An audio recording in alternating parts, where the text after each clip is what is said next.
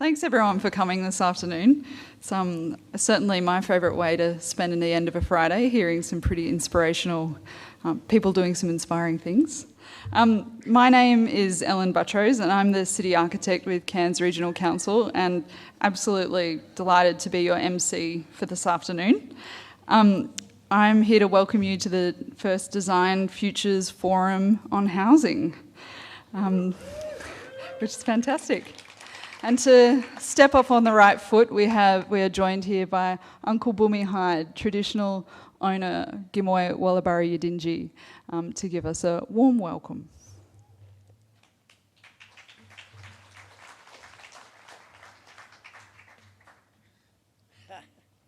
How are we going out there? Oh, that's good.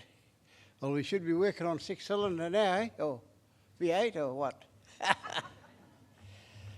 Yeah, Uncle say Bill and Gudden. Bill and Gudden mean I welcome you to country. And I'm the traditional owner of this land. From the Barron River, right through. So I'm front row too, in a law way. So there's some pictures that we bought.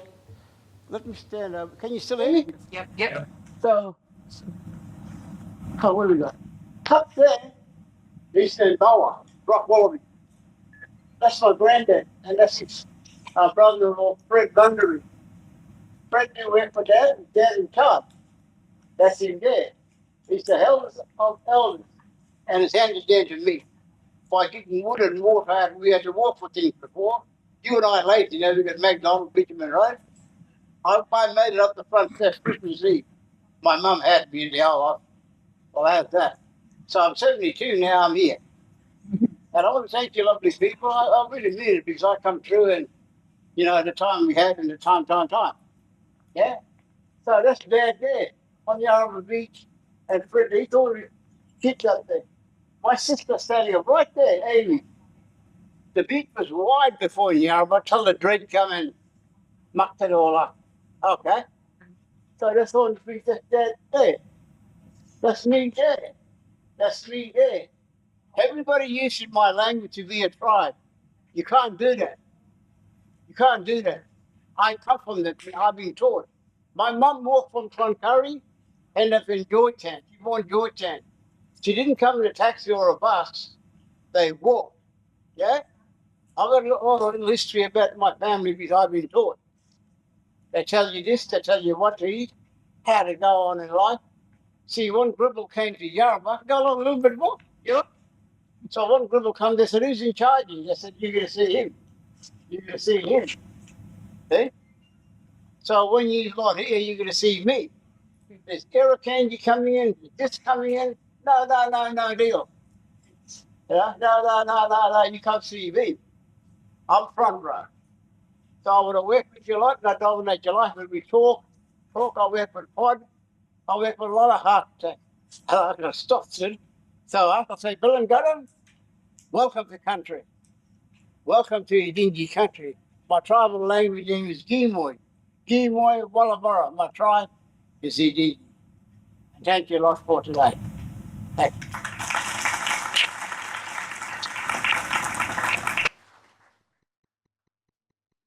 Thank you, Uncle. And as Uncle Bumi mentioned, he's worked with a lot of different architects in Cairns, and I think our work becomes all the richer for it. And so I'd also like to welcome all First Nations people here today, elders past, present and emerging. I'd also like to welcome our dignitaries and special guests we have here today. So the Honourable Terry James MP. We have Councillor Middleton, Councillor Vallely and Councillor Tickner, and I believe Councillor Moller may be joining us at some point too. So, there he is. Great to see you, Councillor Moller. Thank you for being here today. We also have representatives here from the Australian Institute of Architects, the Planning Institute of Architects. We've got people here from the Australian Institute of Landscape Architects, the UDIA, the HIA, Women in Construction. It's fantastic to see you all here. Thank you for being here. Go forward. Here we go. So today we've got two great sessions. First up, we have a session on future housing adaptation, and then we are followed by a session on future housing models. We'll have a break in between. The bar is open. I'll just go through a couple of little housekeeping things we have here. If you need an emergency for any reason, or if an emergency arises for any reason, we exit out this door and head out to the muster point at the top of the area up there, the car park. We have toilets just out to the left, shiny new toilets. We also have the smoking area, which is further down the hill. And if you could all put your phones on silent or vibrate mode, that would be fantastic. All right. So we begin. All right. So why are we here today? I guess today is set out to be an optimistic conversation in a current climate which is not so optimistic around housing. But there are some quite incredible things happening across Australia and in Cairns on the housing front. And this is really an opportunity to share and hear from some of the people who are working at the forefront of that wave. So really we're looking today at a holistic view of how housing can consider climate, culture, community, affordability and feasibility. Like many parts of Australia, Cairns is facing significant housing challenges. As our region continues to grow, we're at a great point to ask, what kind of housing do we want for our future? What suits our climate? What suits our community? And what suits our culture? What housing legacy are we looking to create for generations to come? And so today's forum is about a conversation of what's possible. So bringing together experts from Australia's major cities and leaders in their field locally here in Cairns. These experts are going to share insights, research and projects on what is working and also what isn't working, and help shape a shared vision for what we can consider for Cairns. So to start off with, we're going to have a session with two speakers, James Davidson and Damian Madigan, and then we'll follow with a Q&A panel session. We'll then have a break, and then we'll come back and do the same format for the next session. But before we start, this is also another thing. So we're going to have the Slido as a part of the Q&A session, so feel free to use your phone, grab that QR code. It's going to come up again later on in the screen, but essentially if you have any burning questions that come to mind while people are talking, you can put that through Slido and we'll ask those in the Q&A session. So to set the tone, we thought we'd give a bit of a context about what's actually happening in Cairns at the moment. And it has to be said that affordability and feasibility in Cairns and across Australia is quite dire at the moment. That's no news to anyone. But there are many market forces that are affecting this. The cost to build housing is expensive, labour and material costs are expensive, and the cost of what we can build new is beyond what the market is currently providing in existing. So you can expect to buy an existing apartment for cheaper from what you can to buy a new apartment. We haven't quite gotten lockstep with those two things yet. And so we'll hear more about that in session 2 today. As a lot of you may be aware, Cairns is growing. So we are one of the fastest growing regions in Queensland, with our population projected to increase by 34% as we head towards 2050. So this growth presents some very real opportunities, but it's also puts a lot of pressure on our existing infrastructure, environment, and most critically. So the Towards 2050 growth strategy is something underway by the strategic planning team at Council, and it sets out a strategy for how we can look at where housing supply will be available in the future. And really, that's looking at a balance between infill and greenfield development, looking at whether we start to use our existing urban areas, or whether we keep expanding into greenfield areas. So another part of this challenge is the fact that we have a housing supply which is currently dominated by 4-bedroom, 2-bathroom and double lock-up garages. But as you can see in this graph, we have a population that is not suited to necessarily a one-size-fits-all approach. So in this graph you can see that we have, and I apologise, the text is quite small here, but on the top we've got couples with children at 25%, couples without children at 25%, and lone person households at 25%. So our supply isn't necessarily matching what our population is changing, and our population is set to continue to change as we grow into the future. So through the work of the Towards 2050 Growth Strategy, we understand that we need much greater diversity in our housing supply in Cairns.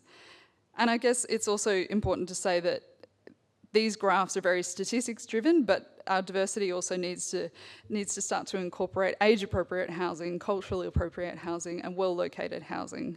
Diversity that includes varied typologies, formats, tenures, price points. It's about matching supply that actually meets the needs of our community.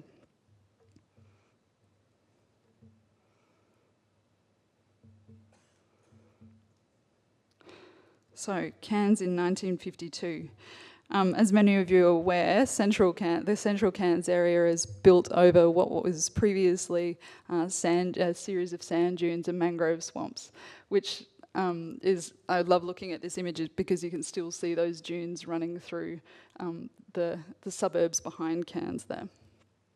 But what that does mean is that we're uniquely exposed to natural hazards. We've got with flood waters, rising sea levels, and storm tide inundation. We face many hazards, with two being heat and natural hazard risk from flood and water.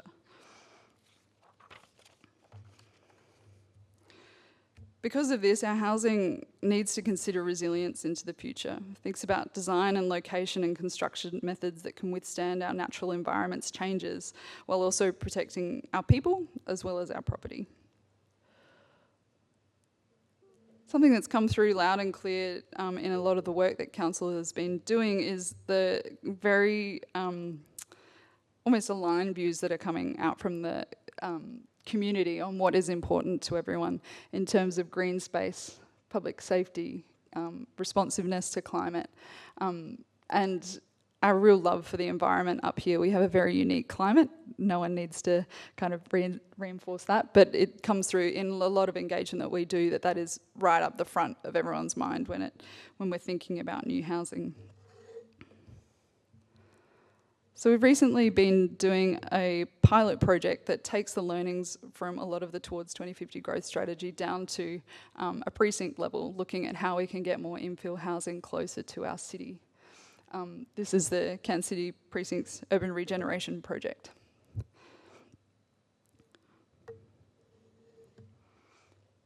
So this project has been focusing as a place-based pilot to look at the three precincts across Cairns and local government area. Each precinct represents a different context and set of challenges. And through this pilot, we're exploring how we can deliver more infill housing in the right places.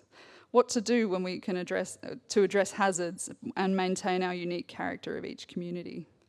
It's about delivering local solutions for local needs and a ground-up approach, and looking at what's possible and feasible, and that will genuinely serve the community. And so 3 key themes have come out of this. We've looked at precinct planning and how to get our key precincts to co-locate housing, bringing jobs and living closer together. We've also been looking at how we can get a connected city, creating cool green corridors, connecting places and ecology, and the culture of the tropics in this region. And also looking at housing policy, making sure that our policy is calibrated to the settings of what we're seeing in Cairns. So with these 3 things, we know that Council doesn't build housing. I think that's pretty important to state up front in this forum, but we do have other actions that we can take in terms of integrating some of these ideas into our existing programs, looking at what we can do in the urban realm, really calibrating our policy, and then also as an advocate, so with our partners in this space. These are a few documents that Council has worked on over time, but I think particularly important is the Towards 2050 Growth Strategy is actually out for, the draft is out at the moment for consultation. I strongly encourage you to jump online and have a look at that. There's some brilliant work in there and it's open for comment, so now's a great time to have a look and The other project is the City Precincts project, which I just mentioned. That is also available online, and we have a little exhibition at the moment open and underneath the museum if you'd like to come along and have a look. So, on to today. So today's really a part of this journey that Council's been going on as well, and bringing the conversation beyond and with community, because it's a journey that we're all going on together. And we're looking at a future that's inclusive, adaptive and resilient. And so for the first session, we have James Davidson and Damian Madigan, who are looking at how we can consider our existing housing fabric and what we need to do in terms of future-proofing this existing building fabric for our changing demographics and changing climate, and using design to inform planning policy and projects, working with residents who found themselves already at the mercy of some of these issues. Our next session, the Future Housing Models, we'll hear from James Legge and Eloise Atkinson about alternative housing models that have been developed by both government institutions and also in grassroots campaigns. They'll look at how community-driven architecture is pushing at the edge of some of our legislative limits to address affordability and inclusion in a system that's increasingly locking people out. So I'm really excited to hear about that. So to tip us into the first session, we have Dr. Lisa Law, who will be introducing our first speakers for today. So sit back and enjoy this special afternoon with our extraordinary guests as they share their experiences and how we can consider and contribute to this conversation, this city and housing ecosystem that really we're all a part of.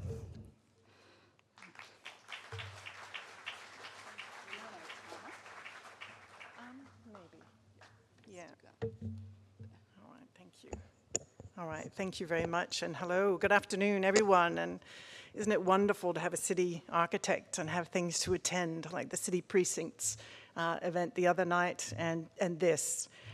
So thank you to Cairns Regional Council, and thanks to Ellen and her team for organising this, because it makes it exciting when all the built environment professionals are in the same room thinking about important issues. But there's also people here who I don't know and who I think might not be part of that industry. And it's good to see you here too, because we all need to go along for that journey.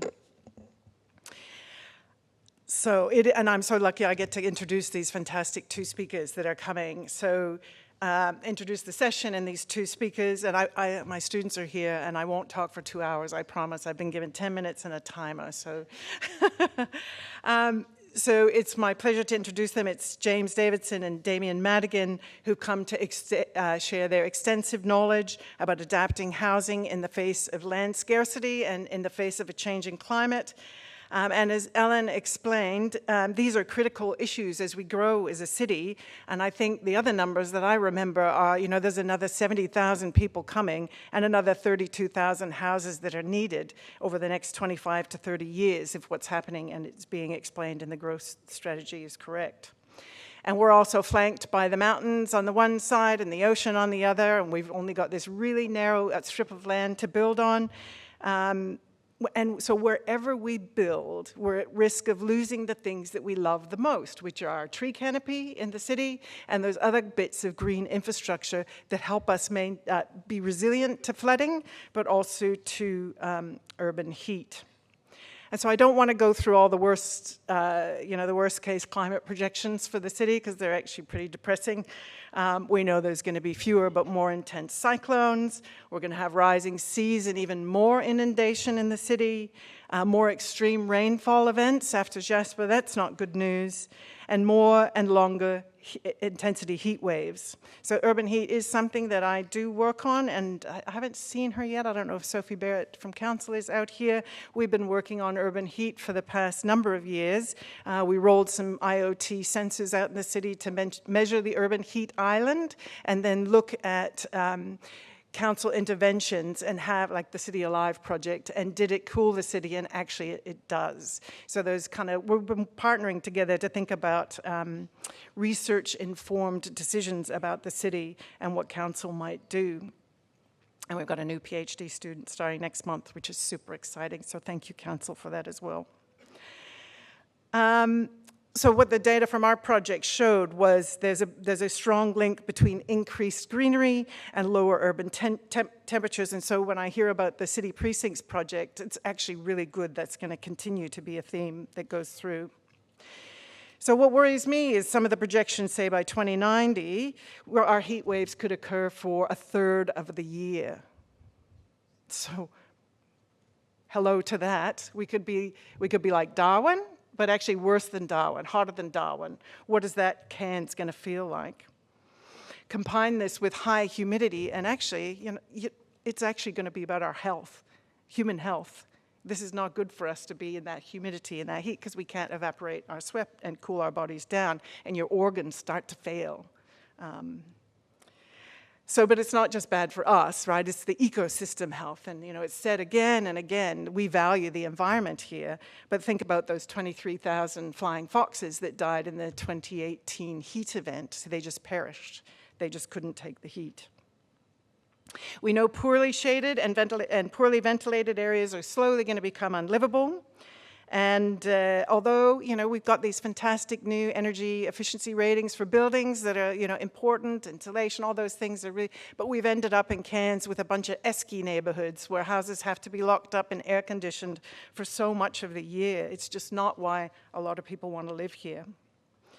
And so at the same time, and I think Ellen intonated this, is that energy costs are making it really hard for especially the most disadvantaged to air condition their homes and keep cool in these extreme heat events, which is, especially if the overnight temperatures aren't going to go down, like how are people going to survive this? We need to be thinking about these issues. We need better passive design in our housing, but also in designing the whole city.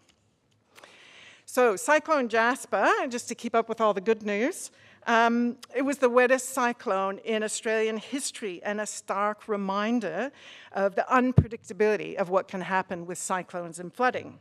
It was only a Category 2 storm, but the damage has taken so long to clean up. And I've been shocked, my friends who live in Holloways or who live in Yorkies, and you look at their houses come back and they're moving back in, but actually those insurance companies have built back like for like, and they haven't built back better because they didn't tick that box in their insurance when they applied for it in the first place. And this seems, to me, criminal.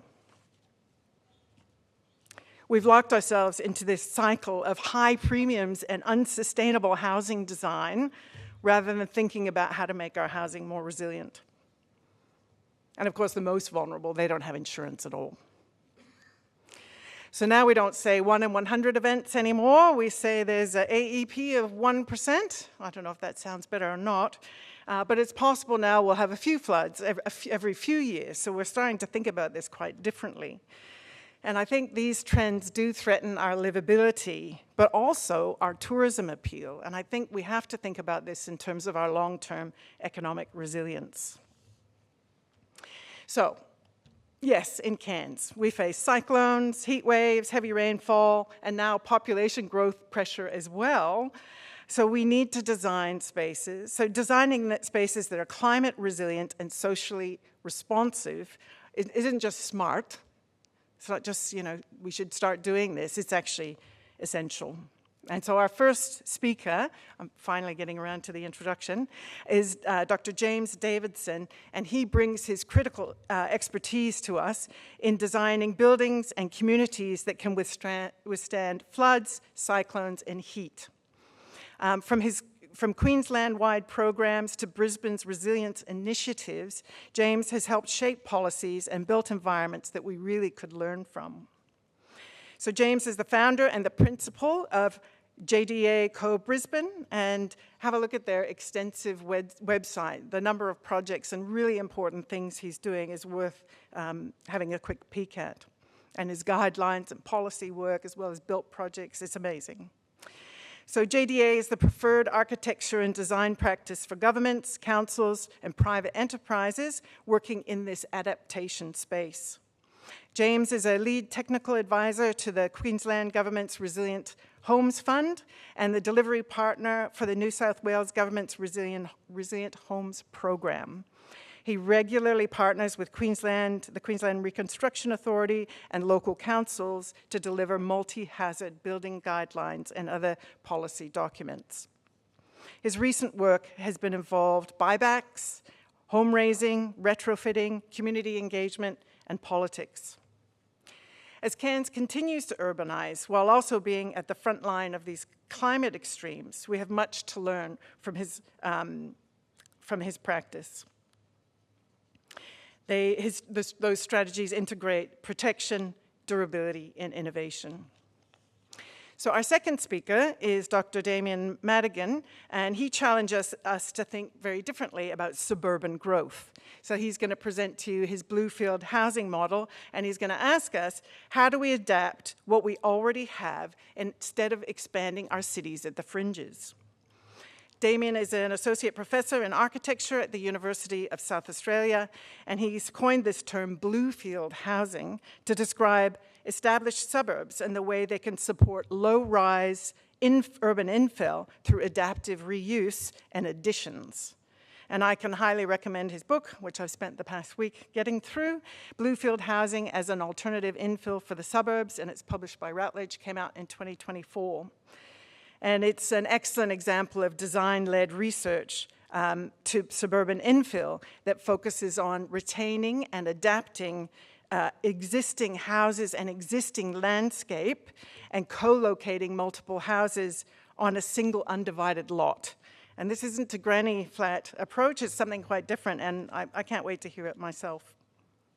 So Damian's book moves beyond the rigid zoning rules and towards a more nuanced understanding of optimal new housing with shared landscape, and sometimes even shared amenities. So with Cairns facing housing affordability and land use pressures, I think Damian's work offers practical ideas for intensifying our suburbs, but without losing their character. And more than this, he's sort of a practice-based researcher, and he's focused on outcomes, so I feel like I got a lot to learn from him. He's currently working with the South Australian State Government to make his co-location model a new form of permitted infill within the planning code. So he's done the research, and he's trying to figure out how you action it. So it's wonderful to have James and Damian come to inspire us with new ideas today.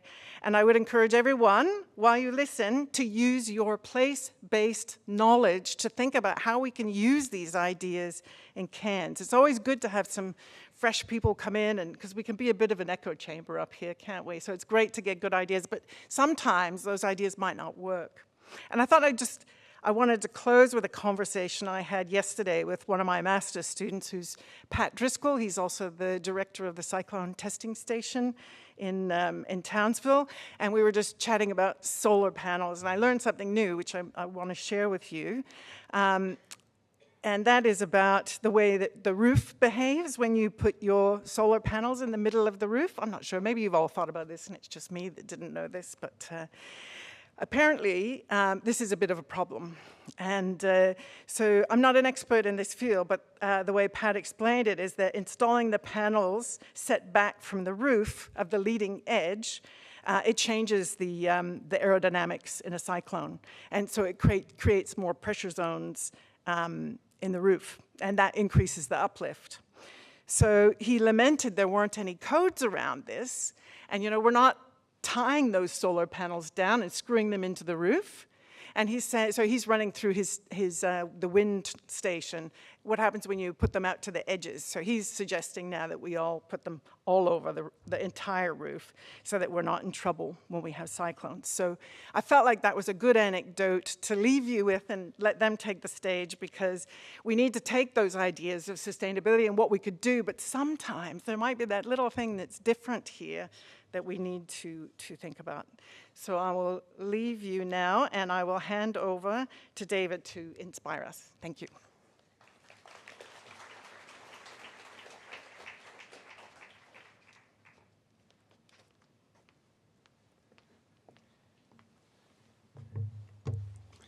Thank you for coming. It's amazing to be here. I grew up in Rockhampton and left there when I was 17 to go to university in Brisbane so I know a few of you in the audience, so it's nice to see old friends. I was just thinking out the back, I should actually tell you why and how I've ended up here. So I was born in Lightning Ridge in Western New South Wales, and even don't hold me against, I'm a Queenslander. My mum was from Rockhampton, so I ended up growing up in Rocky. I think I became an architect because of my early history with my family, and I didn't become an architect to just do big projects for wealthy people. I actually became an architect to do the work that I'm currently doing now, which is satisfying. The journey along the way introduced me at the university to Paul Memmott, who Shaneen and Andrew Lane in the front, we all came through that school of hard knocks, let's say, which focused a lot on talking to people. And it's something that I've always held dear in terms of the work that I've done and continue to do. I don't come here today to tell you I've got any real solutions for anything, but I do have some experiences and some attempts at making a difference. So we'll talk about that. Ended up doing my PhD with Shaneen and with Paul, and went off to Mexico, Guatemala, India, lived all over the world, again relying on talking to people to fit in, to learn, to enjoy. My wife is Spanish, my kids are bilingual, so I think the combination of all of these things and having grown up in a regional town where, as you would know, it's very small and people get to know each other, and it's the only way you can really kind of learn and have an impact, I think, personally. I don't think we have such connection in Brisbane. That's one of the problems we have, so the strength in community is greater in the regions, as you would know, and it has formed the basis of the work that I do. And interestingly, when I mentioned politics in my bio, what I've seen and I currently experience on a weekly, even daily basis is when there's poor policy, community is not happy, and that means politicians are not happy, and that means something's wrong. And so what I'll show you today is how listening, communicating, learning on the ground, and Ellen mentioned that about the Cairns approach, which is great to hear, leading back up the chain into risk-based planning. And I can't stress the importance enough of risk-based planning. I think we're doing things really quite dumbly at the moment, generally across the country, because we've tried to we've come up with policy and planning that essentially tries to squeeze the population in the community into the rules. But the reality, when you have a changing climate and hazards like we're facing, is stressing and traumatising the community when the policy doesn't kind of match with what's actually occurring on the ground. So a lot of my work these days is translating between talking to people in their homes.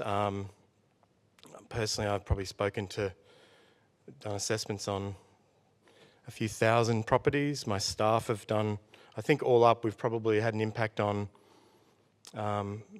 maybe 30,000 families, I'd say.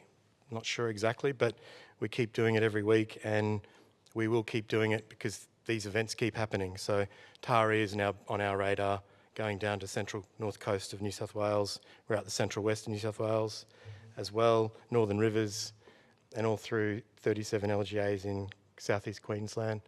The current journey started it probably started earlier than 2011, but I was a director of a charity called Emergency Architects, and Paul Folleros was part of that with us, and the Nields, and I learnt as a young, freshly graduated architect, freshly registered,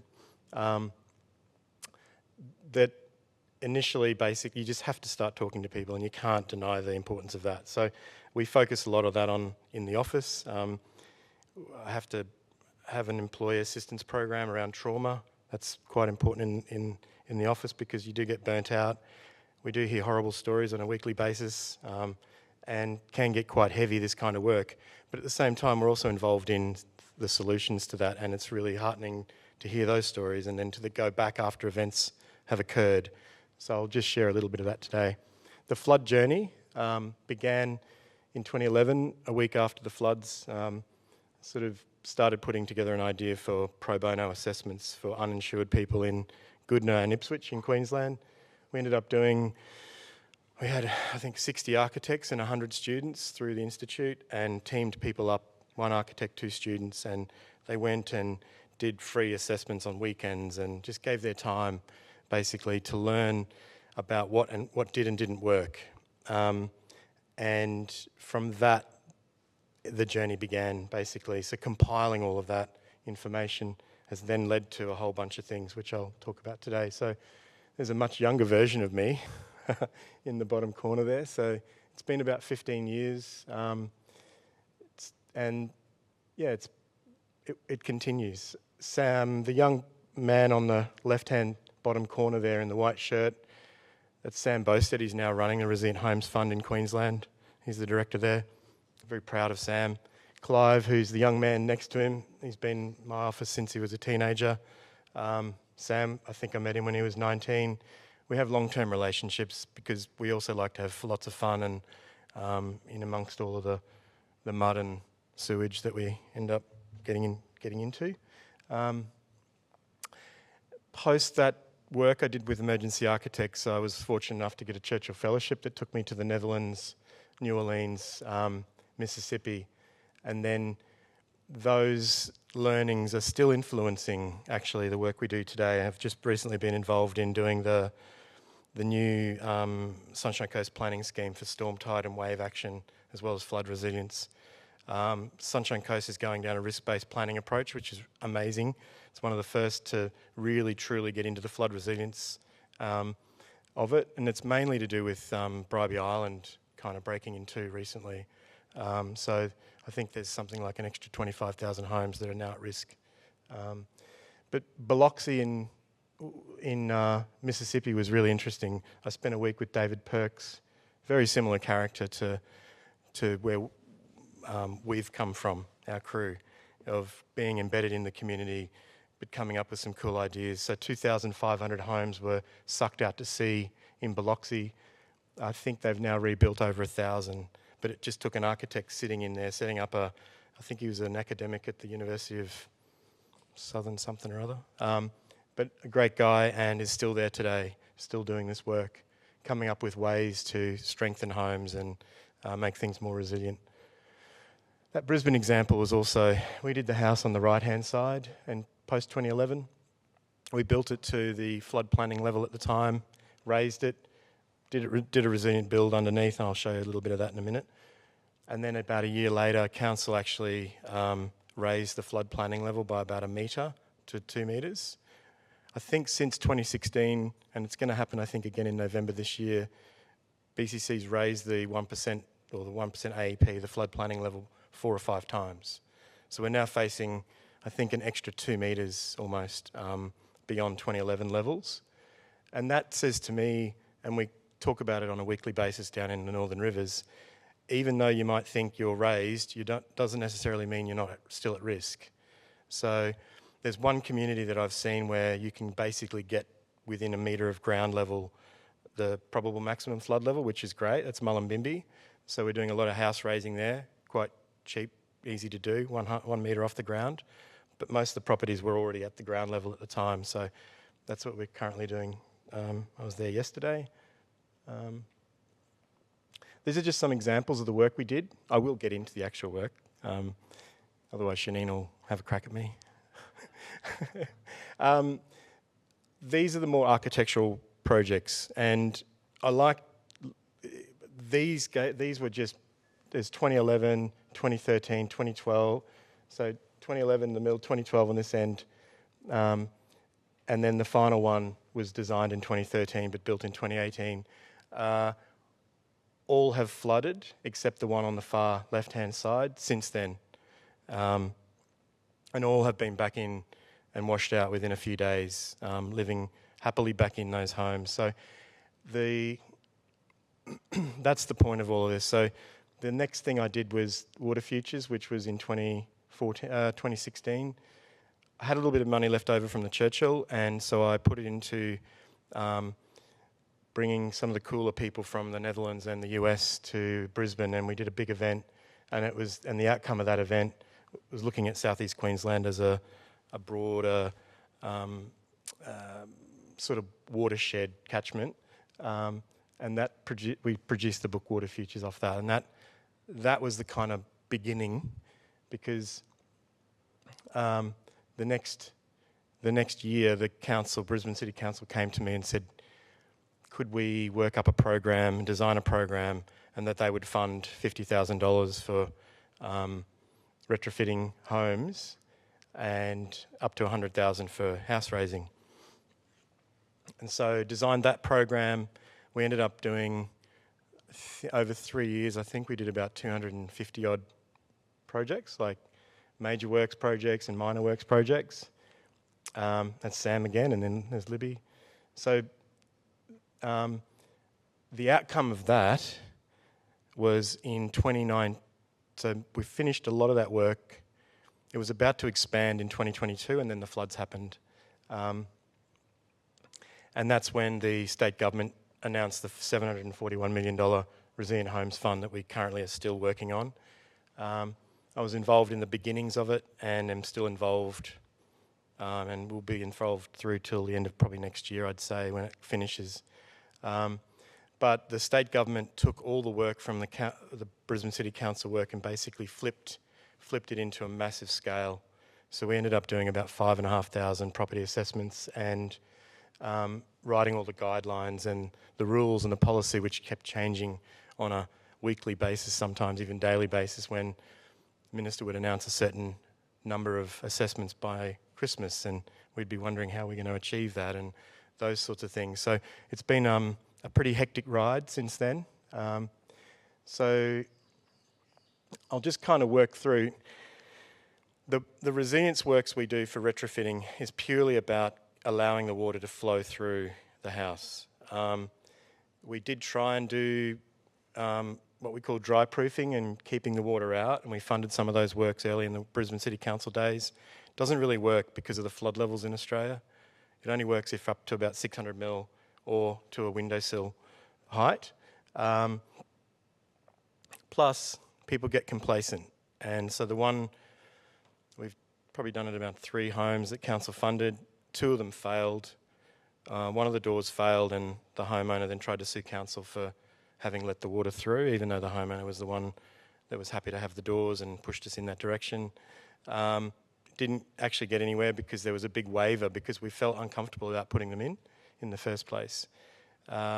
Another one, the doors worked very well, but the sewer allowed the water into the house, so when the water's receded, the water was on the inside, not on the outside. So we just decided generally across the country, in all the programs we're working on in New South Wales and Queensland, that what we call wet proofing is the way to go. The nice thing about wet proofing is you have to have a conversation about flood risk. You have to essentially talk to people about what's projected. That's another critical thing. And essentially, it forces people into making a decision about whether they truly want to live there or not. And I'd say 85% still stay. We've done buybacks as well, complicated. I doubt there's going to be many buyback programs going forward. Community like Woodburn in Northern Rivers, I think a lot of properties were bought back, but it's destroyed the community. There wasn't much thinking up. It was reactionary planning, a reactionary approach to things. And so there's been a lot of lessons learned about you need to look at the economy of these areas. So the idea of, say, a preparedness plan before an event happens, where you identify those areas that are most at risk and you let that community know that at some point in the future that house shouldn't be there, versus just going in after the event and going, oh, right, we've got some magic 1 in 20 plus 100 mil and your floor level's here versus that, you're in, you're out. Like, we had situations on the same street, some people were in and some people were out, and that created more trauma, and it still creates more trauma to this day. So they're learning. So for Taree, it's been announced that there's no more buybacks. No buybacks, it'll be resilience measures, which is the work I do. We're currently sort of helping frame that program. This house has a good insurance story. It's how you can make money off insurers for resilience through resilience works. So we did this in 2012, actually 2011. under extreme circumstances at the time. They had no money, no payout, no insurance. They got the $80,000 Premier's Relief Grant, plus a bit of extra money. I think the budget for the total project was about $180,000 at the time. And they recently got flooded in 2022. The insurer came in, don't recognise resilience works, even though their website and ads on TV that you might see state it. But they said to the homeowner who said, I've just washed out, I don't need to make a claim. And they're like, you need to make the claim, we need to remove this stuff because there's been sewage through here, who knows, God knows what else. And people don't want to move out. They've got their kids that need to go to school, they can wash up, clean up. So he took the payout. He got $90,000, put it into account, and just moved straight back in.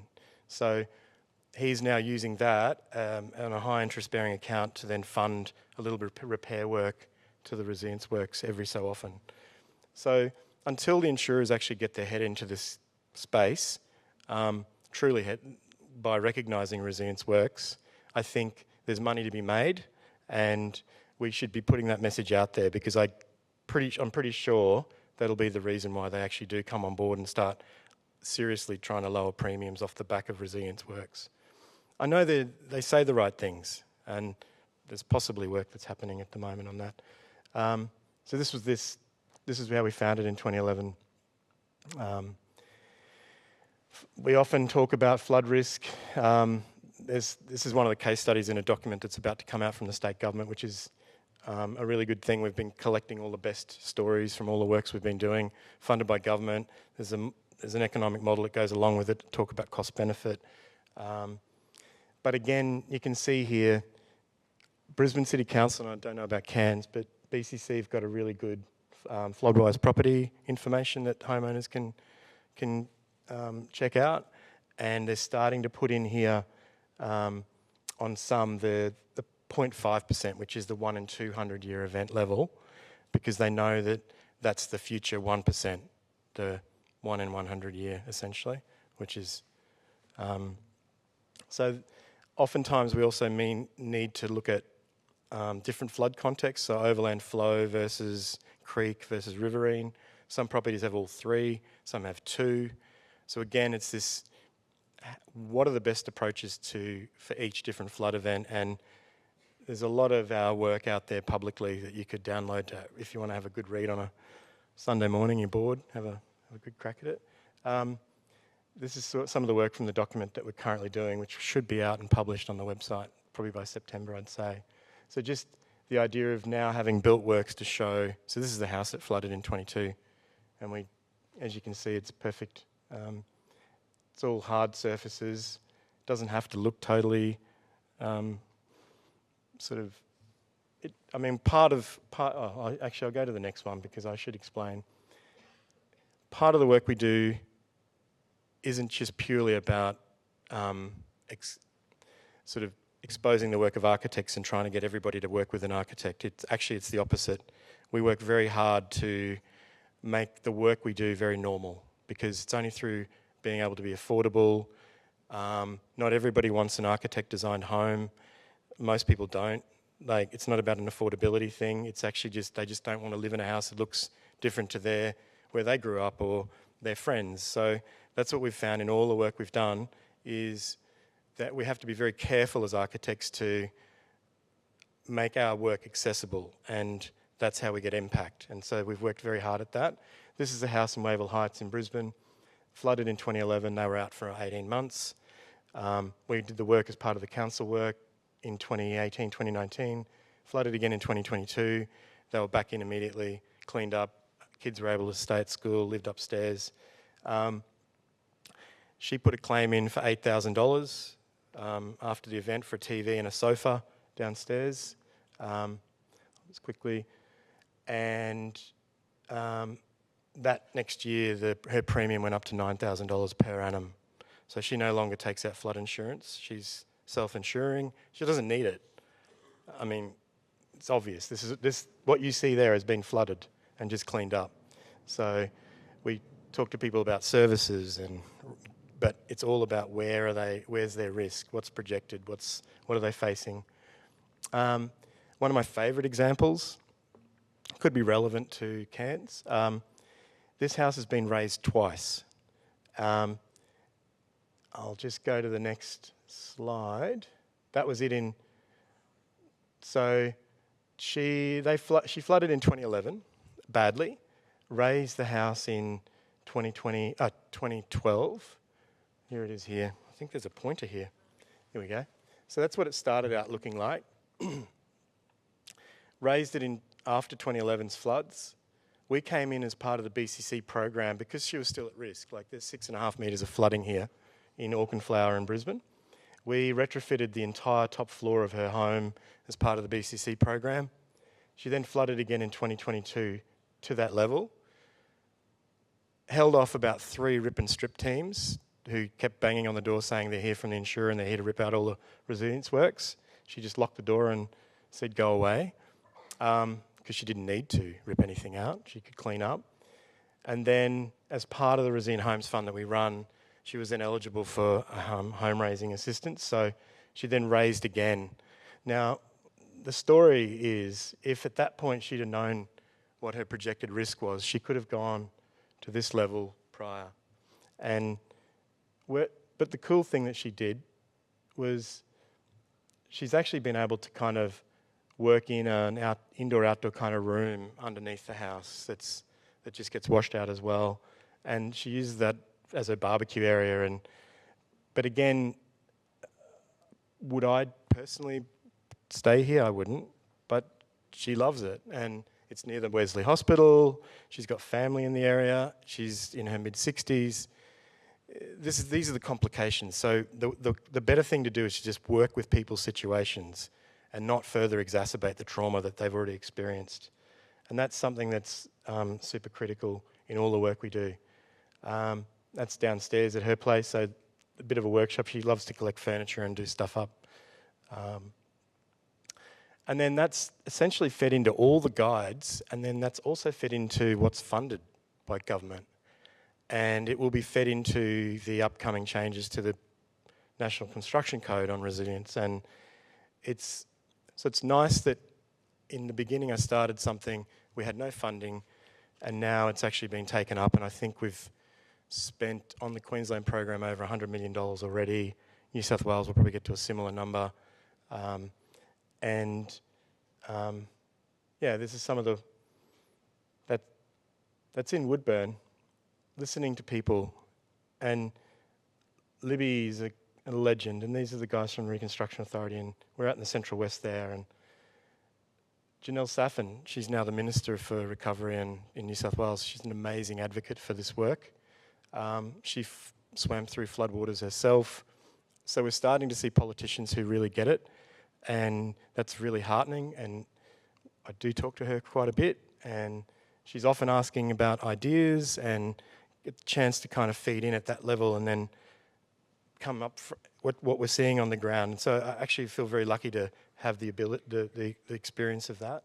And then Gold Coast Guide, relevant for Cairns. So the Flood Resilience Guide from the Gold Coast. They're facing similar things to you guys. Got 5 minutes to go. I'd have a look at that. That work we did in, I'm not sure exactly, 2020. Interestingly, it got held up in endorsement, and then all of a sudden the floods happened and out it popped. So my experience with politics is I think that the more events we have happen, the easier this conversation will become, because it affects everybody and it'll affect developers. Like, they won't be able to ignore it. Otherwise, I believe that things will change, and I have seen it change, and things are getting better. Like, that's probably the message from today is, like, we've made a lot of mistakes down in the southern parts of this state and beyond. But the nice thing is they're learning, and each program we work on, so we went from the BCC program into the Queensland State program, lessons learned there that were taken up. into the Northern Rivers, designed that program, lessons learned there from the Queensland program. Now we're going into Taree and the Central Western New South Wales, and again we're refining it. So each time these things happen, we learn and we refine. Different types. None of this stuff would challenge any of I'm absolutely certain that none of what I'm presenting today will challenge any of the work that the subsequent speakers are talking about, because it's purely about understanding country and water and how topography works, and respecting how nature is actually, essentially demanding of us. It's the respect that nature is demanding of us. And so I think that's pretty much it. And then we've gone from there now into what is pretty exciting, which is the upcoming Sunshine Coast Flooding and Coastal Resilience Design Guide. And that's directly linked into the risk-based plan that's coming out from the Sunshine Coast. So I'm imagining that your council people will be able to talk to their council people and get their hands on this. Because I do think it's relevant. I do a lot of work up through Cairns and beyond, and I think looking out at Cairns this morning as I was flying in, there's a lot in this document that I think you'll benefit from. And again, this is the risk-based stuff that's coming through. It's no longer just about reaching a 1% AEP level and being done with it. Oh, I hear that from developers all the time. Oh, we reached the 1%, we're fine. Not the case. Multiple times we've had recent floods well higher than 1%. So the idea is plan appropriately for the risk, develop appropriate solutions for that plan. And that's the critical thing, I think. And this is sort of how we set out how to make a decision on in the guide of where you live and what you should be doing. Again, this is storm, tide and wave action, which is something that I learnt through the Churchill, which we've now been able to incorporate into this plan. And then this is retrofitting strategies again. We're doing business forums in Central West and now going forward into Taree. So we're now branching out into more than just residential work. We're doing schools, so flood resilient schools for the state government as well. So there's a whole bunch of schools and early childhood centres across the state that, like hundreds, that are at risk of flooding or have flooded. And every year the premium, because government has insurance, but the same reinsurers that fund the insurers also fund government insurance. So I feel like if we're going to get anywhere, it's actually with the government insurer, because premiums are going up in the tens of millions of dollars per annum off the bat. It's almost like, I won't say it because it's being recorded, but the government is almost paying on an annual basis the same amount of money that it took to repair those schools after the 2022 floods, which doesn't make sense at all.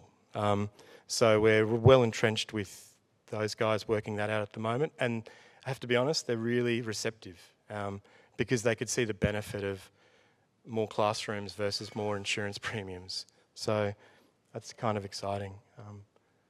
And then, going down into the literal detail of how this stuff works per building on a school. So it's not just staying up at the planning level and the political level, it's coming back down and going back and coming back down and going back. And and that's just generally where we've been doing resilience works. Melbourne's pretty exciting too for those people from Melbourne. Done a lot of work with Melbourne Water. You guys are a massive risk if it ever does rain. So thank you. I think that was it. Oh, on time.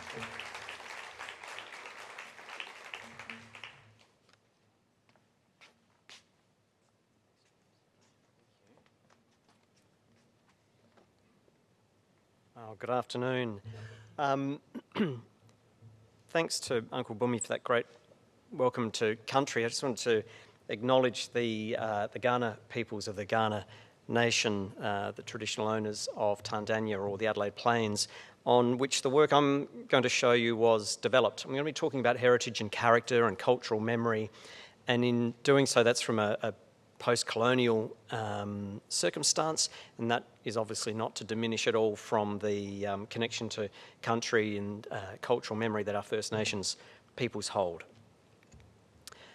This Bluefield housing work is based on a very simple premise that in a housing crisis, all options need to be on the table. And this includes the established suburbs, which have traditionally been exempt from strategic densification policy. And it's an exemption that is odd because it exists despite the fact that they face their own pressures of increasing unaffordability, lack of housing choice, and a loss of character through knockdown, rebuild, development. But if the established suburbs are to contribute to the supply and diversification of our housing stock, talking about them first has to be normalised, which is a really challenging thing to do because the established suburbs, for very good reasons, are pretty tightly held and fiercely fought over. So Bluefield housing is a way of talking about the suburbs in two ways. Firstly, it's a strategic renaming of those suburbs. And secondly, it comes with a scalable co-location infill model to bring the older neighbourhoods into the housing supply conversation. So it's very much about this idea of saying, well, let's not treat our older character areas as other, and then we have all these other strategic locations such as activity centres or transit corridors where we put all the big stuff that hopefully won't offend people too much. It needs to be spoken about holistically in the one conversation. So it's about strategically expanding the known field. So we're pretty familiar with greenfields and brownfields and why we would target housing in those areas. They have their pluses and minuses. The greyfields are a little less known. It was a term coined by Professor Peter Newton at Swinburne University in 2010. And these are the areas where heritage and character don't exist, yet the housing stock is quite old, quite often post-war, and it's where the housing is underperforming environmentally, functionally, aesthetically, some would argue. And so they get knocked down and replaced with 2 or 3 or 4 for one developments pretty easily, and people don't tend to get too upset about it. So coming up with the Bluefield's nomenclature was really about saying, okay, let's use the same language, but we'll pick the colour blue. I'm conscious that blue is associated with water, but it's used in this context in terms of stability, traditions, serenity, the types of qualities or traits that are often associated with the older suburbs. And then if we look at a larger field of naming conventions, I argue that Bluefield housing is an extension of the missing middle housing spectrum, right down at that lower end. If you're unfamiliar with missing middle housing, it's essentially all the different housing forms that provide density between the single family home, the detached dwelling at one end of the spectrum, and high-rise, mid-rise and high-rise at the other. And so Bluefield housing has this opportunity to act as a bridge in that missing middle spectrum. Now, I'm no expert on Cairns, and the last thing I think you need is some academic blow-in from Adelaide telling you about your own backyard, but here goes. Seemed a good idea at the time. But I'm glad Lisa, in her introduction, mentioned about the topographic and geographic limitations of Cairns, because we have it in Adelaide too. It's flipped, though. We have our water on the west, hills to the east. They're not the glorious mountain ranges that you have here, but they still limit our suburban sprawl east and west, which means we sprawl north and south. If you keep going south, you hit more ocean. If you keep heading north, you hit desert. So we are pretty constrained in Adelaide. So in my sort of very arm's length understanding of Cairns, I think it matches pretty well with what we're facing in Adelaide. There's a land supply issue. How do we make better use of what we have?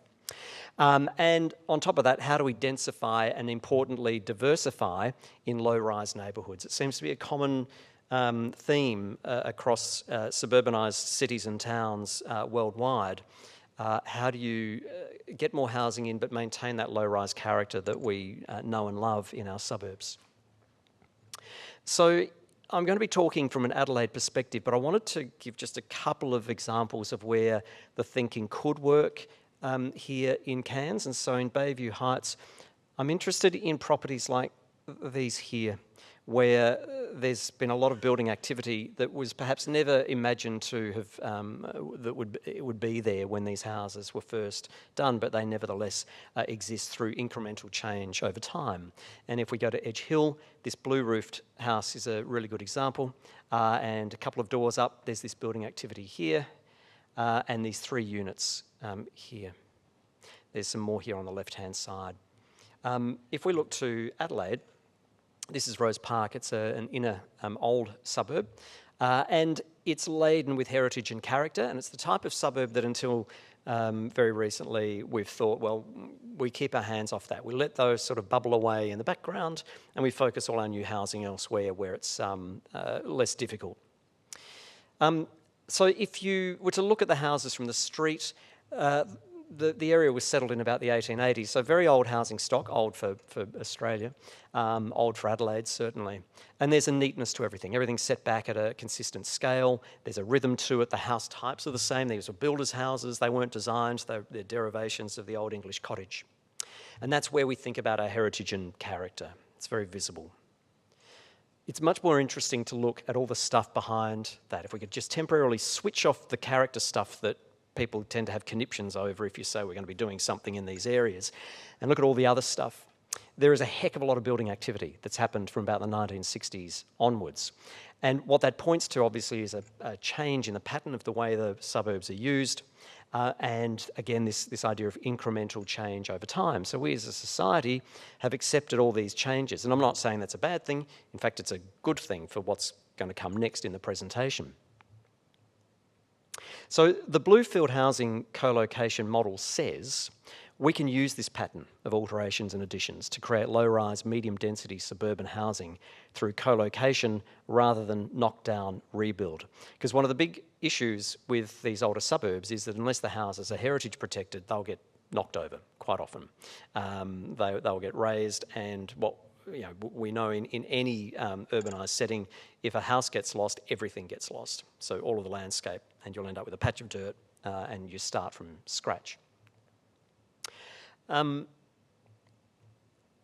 However, it's not about building more stuff, but building the same amount in a different way, while focusing on social connections and landscape retention or reinstatement. I was reading the 2050 plan for Cairns this morning, and there was a lot of social connectedness that came through in the engagement process, the online process, interviews, etc., etc. It was one of the things that was across all four mediums of engagement, social connections. So dealing with this then means necessarily dealing with character, and character is a really tricky field to negotiate, and quite often the approach has been, well, it's too hard, it's too nuanced, neighbourhoods are too different, cities are too different, let's just let them keep, as I said before, tick away in the background, and we'll focus our housing efforts elsewhere. Back home in Adelaide, this is what these houses look like, and this is how we understand character pretty well. And up until about 1960, this is what the character was. But in reality, from 1960 on, they're much more like this. These houses accept a whole range of alterations and additions on the side, and the verandas get extended. In the 60s, they got closed in quite often to create sunrooms, rear extensions, and detached backyard buildings, whether they be sheds or garages or a rumpus room. So it's not uncommon to walk down any street in Adelaide or indeed any capital city in the country and see an old house like this, and for the eye to not really be drawn to all the things that were never meant to be there. But again, using this idea of temporarily turning things off, if we could do that, we could see that there's a heck of a lot of building matter there that was never intended by its original custodians. And so it brings into question this play of, well, what is character, and what does character mean to whom and when? When is the big thing? Because I think if we landed someone from the 1880s in this street, they wouldn't recognise the roller door or understand what the roller door is housing. And the glass-fronted gable end would probably be a little odd to them, but maybe not as odd as some of the rest of it, like the brush fence, which is a very Adelaide thing, which starts to close the house off from the street. And importantly, this box on the side, which has made a bedroom, an ensuite bedroom. What hasn't changed over time is that these houses were always built, almost always, as a single home, and with all this building activity, there's still only one house. So that then sort of opens the door to think, well, why couldn't we, and this is the pledge of the Bluefield co-location model, why couldn't we consider the same amount of material, but consider multiple dwellings instead of one dwelling? And we can use this, these patterns, as I mentioned before, to create this, and we can use something like that ubiquitous ensuite box as a way in. In a business as usual model, if we've got a traditional 6-foot gap at the side of one of these houses, 1.8 metres, we can pretty comfortably fit an ensuite bathroom. We knock a hole in the wall. These are masonry buildings, so it's a steel lintel. Knock a hole in. There's plenty of room there to put in an ensuite bathroom. The Bluefield approach says, well, if we accept a bathroom, will we accept a kitchen? Maybe, because it can kind of look the same from the street. And in fact, it can even look less obtrusive because we can do one of these in a traditional 3-foot gap, 900 mil. It's a perfect size to be able to fit a bathroom in there. And we kind of know what that would look like. We put a bigger lintel in, but it's still a couple of angles, steel angles. Open it up. This happens to be an example in a 4-foot gap, 1.2 metres, so we can get a little return to the kitchen bench on the end. But even without that, it's a pretty high amenity kitchen. And what it does in building terms is exactly what an ensuite does. But what a kitchen does that an ensuite can't do on its own is it triggers an additional dwelling. So it's a very powerful tool for unlocking additional houses on the block. From a character point of view, what it does is also return this front room to a public-facing room. So in the old days when these were built, this was unlikely to have been a bedroom. It would have been a parlour, most likely, so a front room that visitors came to. What we do when we put an ensuite in is it makes it a very private ensuite bedroom. When we put a kitchen in, it returns some of that function back to a front-facing, street-facing, active space. So this idea of character being fluid comes into the conversation. It changes over time. The trick then is if we're kind of on board with the idea to this point is this is all great, it's design research, it happens in the computer and on the page. How do we take it into housing policy, assuming we want to do that? This is the policy, and it is a remarkably common sense approach, and it goes like this. In this country, we're really very good at doing alterations and additions, but in almost every circumstance, we only ever do it to create one house. We take a smaller house and make it bigger. Now, that's not a criticism of people who do that. It happens all the time, and it suits family circumstances, and it's worked for generations. That's great, and if people can keep doing it, and it suits their needs, and they can afford to do it, great. However, wouldn't it be interesting to reconsider the second dwelling option? Lisa mentioned in her introduction that this model isn't about granny flats or accessory units, it's about ownership and going further than that. It's very difficult, if not impossible, to do a separate dwelling on a block unless you've been able to exploit some particular quirk of the planning system that can't be scaled, you can't repeat it. So in almost every case, when you do a second dwelling, it is an accessory unit or an ancillary dwelling, and the limitation of that is given away in the name. It's an accessory to a main dwelling. It is ancillary to. So there's a principal dwelling and this secondary thing. It always goes with it. So this model says, well, wouldn't it be easier just to allow people, wouldn't it be good to make it easier for people to be able to do these second dwellings as true second dwellings? You could go to a bank and get a loan on it. And if you're with us to this point and we can show through design that we could fit a third dwelling on the block or a fourth dwelling, why wouldn't we consider that? Why would we stop at 2 if we can make it work?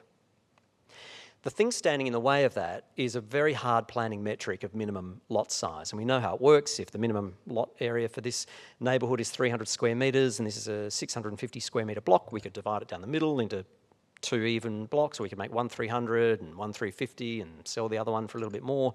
But it will result in a knockdown rebuild scenario. And so this model says, look, let's just completely ignore minimum lot size.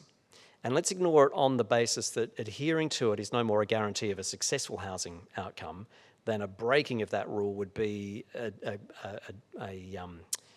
fait accompli, that it's going to be a bad outcome. Because we know that we get bad outcomes from these hard metrics and we get some good outcomes, but there is no guarantee. And so instead, why don't we use the design process and a quality-based approach to assessing the application to see how many dwellings we can get on the block and for what reason.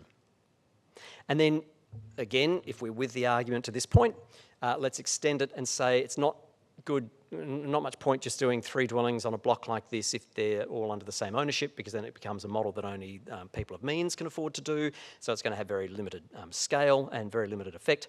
Why don't we do it in a way that allows individual ownership of these? But there's a kicker. To let people do this and to switch off those metrics of maximum dwelling numbers, minimum lot size, people have to keep the existing house and incorporate it into the development. So it's not a battle axe development. You're not putting up a Colorbond good neighbour fence at the end and treating the backyard as leftover space. It has to be a holistic boundary-to-boundary approach that integrates that house into the development, just like an alterations and additions project. And then the second kicker is that ditto the landscape. If there's an existing mature tree that you can work around, then you arrange the dwellings, you co-locate them with the house, but also with the landscape. If there isn't a mature tree, or if there would be a better housing outcome by removing a tree that's there, you still arrange or co-locate the housing around shared landscape with a large enough area so you can have deep root soil zones to create space for medium and large trees. We have a massive issue in Adelaide with urban heat island effects and dryness and loss of tree corridor and suburban habitat. And then the other kicker is that the title must be changed from a Torrens title to a community title structure, or a strata title, same thing. And what that does is allow the individual ownership, and it bakes into the cake the original intention of the scheme, because it will come with bylaws and a scheme description. It means that the model can't be used as a Trojan horse for people to try and get more privatised dwellings in there surreptitiously. So, for example, you put in the bylaws and it gets approved through the planning process that you can't do individual fences between them, so you can't carve it up into undesirable portions like a subdivision. It has to adhere to that community title structure. If an applicant finishes the project, or applicants finish the project, and they start putting fences up, that would then no longer be co-located housing by definition, and it would trigger a change of use. So there are protections in place where council can step in to say this wasn't what we ordered. So it's seen as a win-win. It's a win for the owner in that they get no minimum lot size, so if it's applied spatially in their area, we will consider any size block of land for this. And what goes hand in hand with that is that there is therefore no cap on the dwelling numbers or the sizes of those dwellings. Quite often an accessory unit is capped in how big it can be, and it's part of the deal in being allowed to do one. You can do one, but it can only be 60 square metres, for example, depending on the jurisdiction. You get the individual ownership that you don't get with those accessory models, and you get to do it in established neighbourhood zones where you otherwise wouldn't be allowed to do any kind of medium density infill such as this. What the neighbourhood gets and the council gets is they get to use the existing planning controls. So the existing controls that exist in this area for maximum boundary construction length, maximum height, maximum site cover, minimum open space requirements, etc., etc. They get to exercise those. They get the retention of character, scale and trees. They get more housing choice because we're introducing smaller footprint homes in areas that are becoming increasingly gentrified. Because to make this work, you can't do 3 big houses. You can only do 3 small houses, for example. And you get that governance structure of the community title. So you get some teeth in the planning decisions to be able to not approve it until you're happy that the bylaws and the whole system of the community title is delivering what the desired intention of the scheme is. So that is the Bluefield model, and that is what we've been putting through the South Australian planning system under what is called the Future Living Planning Code Amendment to make it legal. Very, very quickly, in terms of how you scale that from design research into policy, it is not it's quite linear, but it's not a fast, or it hasn't been a fast process doing it for the first time in Adelaide. I'm going to step you through it very quickly, and I'm hoping what we've done in Adelaide will make it much easier for other jurisdictions who want to have a look at it and want to tailor it to their specific needs. Hopefully it'll fast track the process for them. So the work started in PhD research, and the meat of the model was developed 10 years ago. After that, it got tested outside of Adelaide in Sydney, first in suburban areas and then in the city, and we applied it to suburbs that were like the suburbs in Adelaide that it had been tested in, but we also did it on terrace houses to try a different typology, and it worked. After that, there was a really seminal project, which was a funded research partnership between us at the University of South Australia, the state government, State Planning Commission, the State Planning Department, and 4 local councils. It was a fantastic partnership of decision makers on the project who could take it from the PhD ideas and the competition ideas and test it on single allotments of various sizes. So we did a small, medium, large, extra large across the 4 council areas that were involved. So we had a broad sort of scalability test. We gave it an active ageing focus, partly to get some funding from the SA Health Department, from the Office for Ageing Well, because that was a natural cohort for this type of housing. And it worked. We entered the work in the Guangzhou International Award for Urban Innovation, and it was recognised there. And so that was the first time it was internationalised, and we were able to say, look, there is actually an appetite here, even in cities that are completely different to Adelaide, to show that we might be onto something. In 2020 and 2021, it went overseas again into the Los Angeles Low Rise Design Challenge, and it worked for Los Angeles, and you'd think Los Angeles, very, very big, Adelaide quite small. The challenges are identical, and reading and hearing about your challenges here in Cairns, the challenges are identical. It's crazy, but it's a very widespread issue that we're all facing. It went into the Architecture Australia Prize for Unbuilt Work to get the Bluefield housing name out in the public domain, and again to sort of socialise the idea more broadly. And then this is the biggie. In 2021, the same team involved in the Co-Housing for Ageing Well research project began the policy authoring to write the planning code amendment. At the same time, the Bluefield housing book that Lisa kindly mentioned in the introduction was being written to package up everything, including the policy formation and the logic behind the policy stuff and how we went about it. And we were able to use that book, because it's open access and free to download, we were able to use that in the 12 weeks of public consultation we did on the code amendment at the end of last year. And we took that feedback, tightened up some of the planning regs, and the planning minister entered it into the planning design code about 6 weeks ago.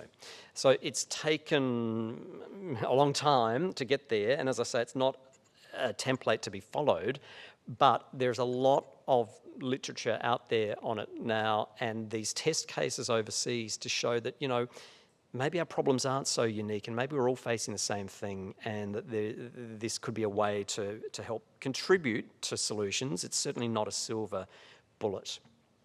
So if you're interested in that, just do a search for Future Living, and you'll find it on the Plan SA website, and there's a Documents tab. If you click on that, you can download all of the consultation documents and scroll down and download all the determination documents.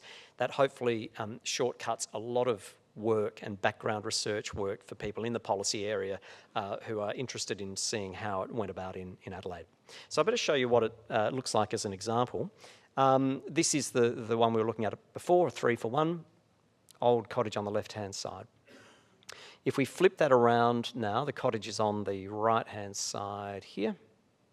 It's 48% site cover in the current situation. It's 15 dwellings per hectare.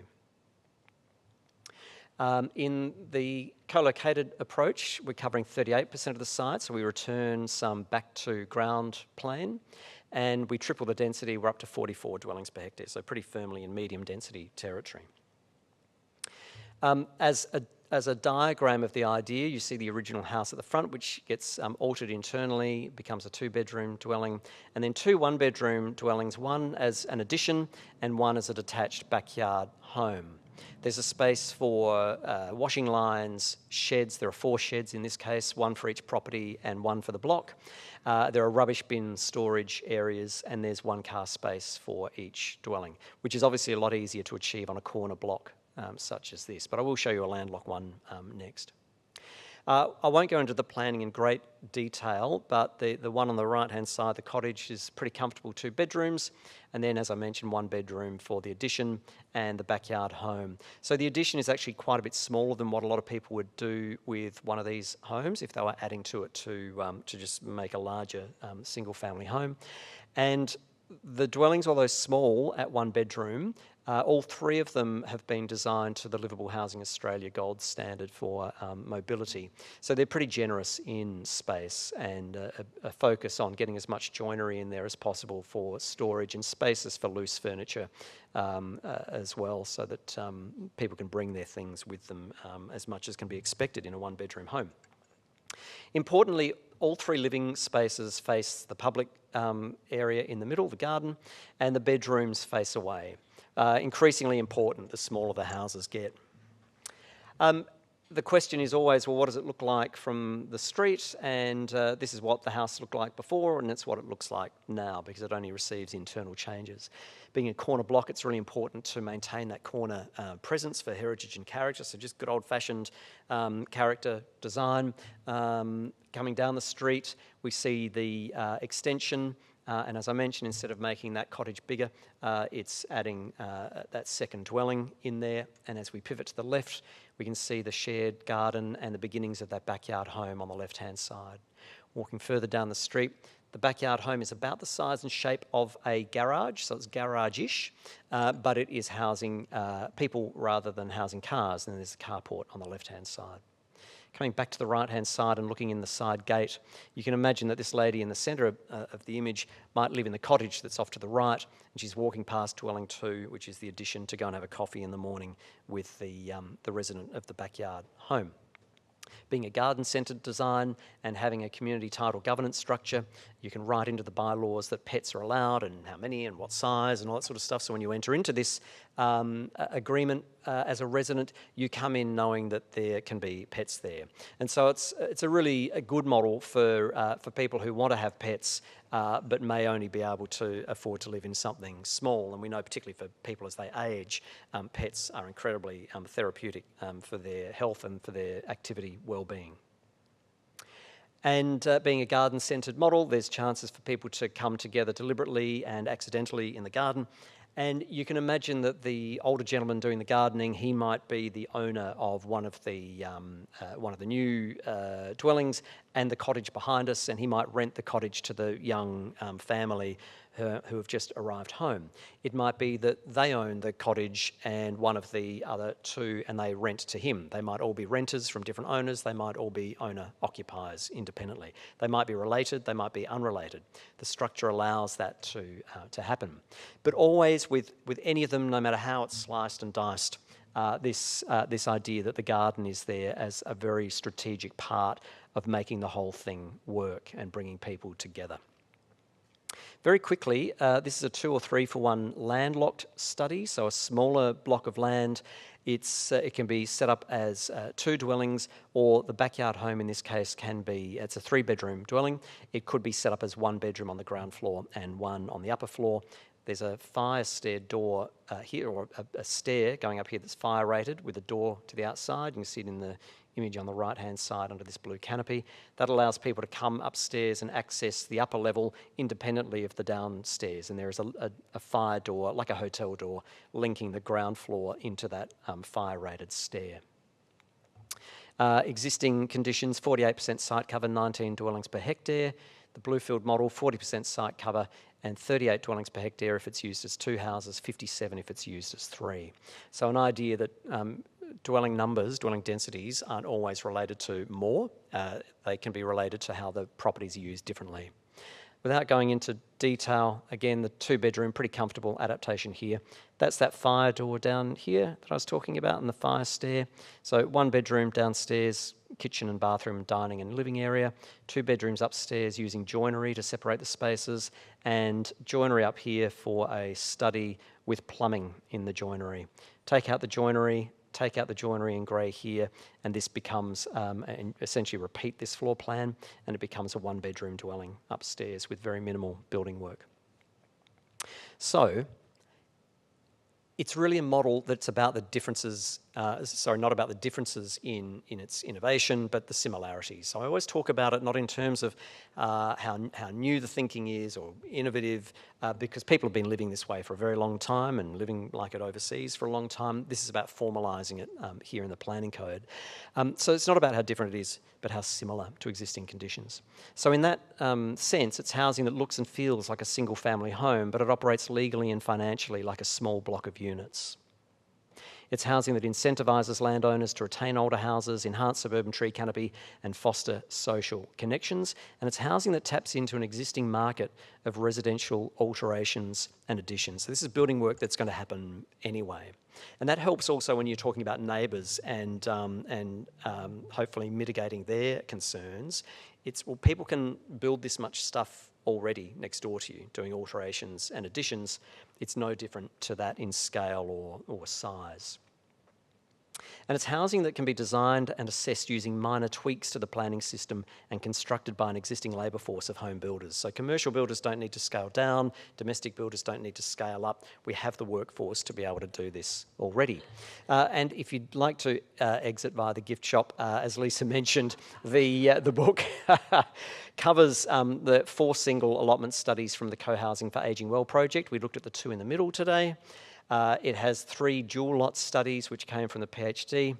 It's got a multiple allotment speculation that looks at how it might work at a precinct level. If one block was done over here and then another one here and then another one here and then the gap was filled in, to start looking at it more broadly. And it talks about strategically staging up from a single family home to co-located dwellings and then reversing it down to a single family home, which is possible. It talks about the rules around becoming a resident or some guides for that, and important things like having a written family agreement if it's related people coming in together. And then there are 7 principles, design principles, that are pretty common sense, but they're captured there. And then importantly, the hard bits of infill, the bins, the laundry, the storage, all of the cars, all of that sort of stuff, that's the low-hanging fruit that allows people to say that we shouldn't be doing infill. That's discussed in quite some detail. If you do a search for Bluefield Housing book, you will be able to find it at Routledge and download it from there. Otherwise, you'll be able to get a link to it from my website, which is bluefieldhousing.com.au. Thank you.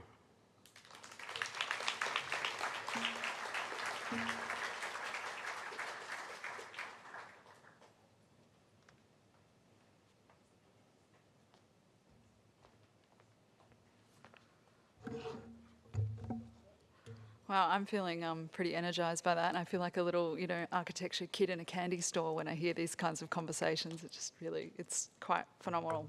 So thank you, James, and thank you, Damian. We're going to have a little Q&A session now. So this is the fun bit where we get to mash everything together and go forward. Oh, whoop, backwards. So if anyone would like to be a part of this, get your phones out with the QR code. I'm going to do the same thing right now. And I'll invite Lisa, Damian and James to the stage, please. And Andrew, I'm sorry, Andrew. Andrew, your question's up first, so absolutely. All right. So yes, before we begin, I might just, because Lisa and Andrew didn't have a little introduction, I'll read out their bios. Both are incredible local forces doing amazing things at JCU with Lisa Law, and Andrew has his own practice in Dig Design. So Andrew is a Northern Territory-born architect who's focused on 30 years of his professional life in Indigenous housing and infrastructure. His work has led to a life experiences in remote communities in Central Australia, East Arnhem Land, South Australia, Western Australia and across Queensland, so everywhere really in Australia. This includes 5 years living in Alice Springs, working as a project manager and researcher in some of the most remote communities in Australia. He believes that architecture and urban design can be used to foster the feelings of being safe, secure, and encourage interaction between people and the broader community through the activation of spaces, and can improve the quality of life of people by creating infrastructure and spaces that adds to people's social, emotional, and physical well-being. Andrew is a member of the Dunghutti Nation of the Central New South Wales and a proud father of 3, and Poppy and 2 wonderful grandchildren. And then we have Lisa Law. Lisa Law is an Associate Professor of Geography and Planning at James Cook University, where she brings an interdisciplinary approach to researching urban life in tropical Australia. Her research examines the possibilities of creating a more livable, resilient towns and cities through place-based urban design that enhances nature, arts, culture and community. As the founder and chair of TUD Lab, that's Tropical Urbanism Design Lab, Lisa leads an interdisciplinary and cross-sectional team that collaborates with local governments, industries and communities to shape innovative futures. A creative problem solver and committed collaborator, she is driven by the belief that well-designed places can inspire connection, well-being and lasting change. Fantastic. I think I just want to reflect on Damian and James's talks there. I think there was a lot of great examples of the intersection of what's possible when we bring planning and design together and kind of starting to think about things holistically in this way of being able to visualise but then also look at the policy and have this feedback loop that's continual. And I think that was a really strong link between both your work and something that I feel like in my role has been something that I've had my eyes open to as well and I'm quite excited about. I also think there's an incredible generosity in your knowledge sharing. Both James, we have a little plug here.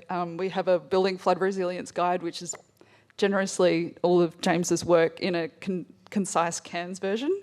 And also Damian, with your work being, your IP being available free online, that's incredibly generous. All right, now with further ado, we'll start the Q&A. I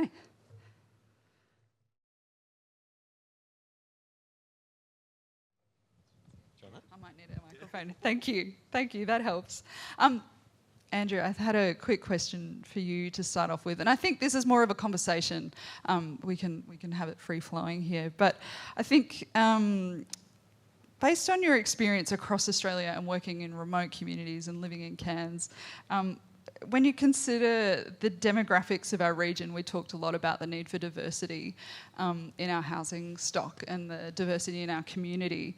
When you are hearing Damian's research, are there thoughts that come to mind about how that could be applied in Cairns or across Northern Australia?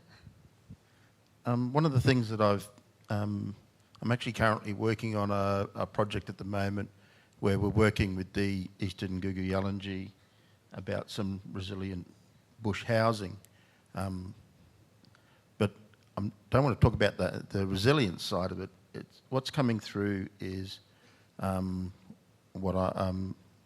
thing that I'm calling the intergenerational housing. And 30 plus years ago I was working in the design unit for Aboriginal rental housing program in the Queensland government.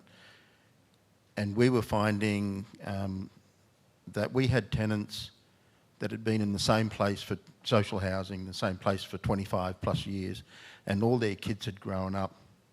And now you had an old couple in a 4-bedroom house and by themselves because all their kids are grown up and they've got their own children and stuff. And what they were wanting to do was to hand the house over to the next generation so then they could bring their kids up and then they could start to see their grandchildren come through. And in those days, I don't know what the situation is now, but in those days that the mechanism just wasn't there for that to happen.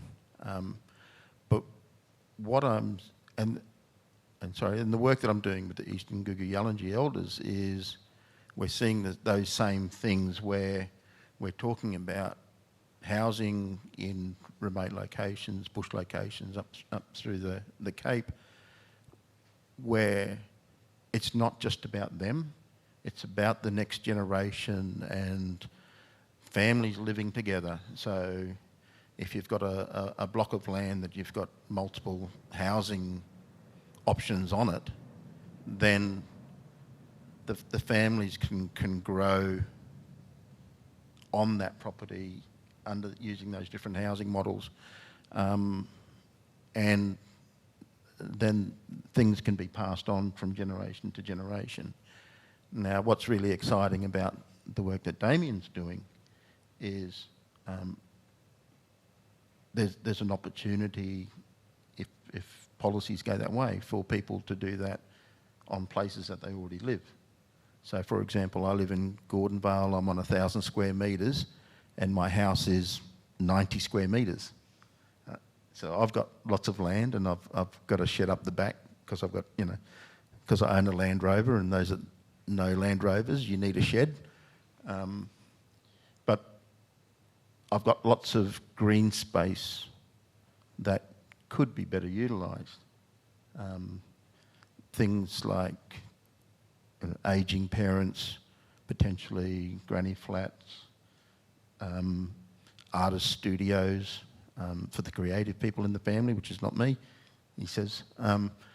But now listening to the work that Damian's doing, it's kind of like, well, what if my son wants to, instead of, paying $300,000 for a vacant block of land before he even gets into the cost of housing, what if he was able to have the opportunity to get into the housing game by actually building his own house on my block of land? And it's kind of like, affordability is just a big, big thing that's just going to run over the top of everything, I think. But and it's one of the things, again, that's been coming through the work I've been doing is people want to know how they can stage things to make things affordable. And so if we take that alterations and additions model, then that gives people the opportunity to put money up front to get what they need to get started, and then add on to that as they go. So, because my son's looking at a vacant block of land and living in a shed, because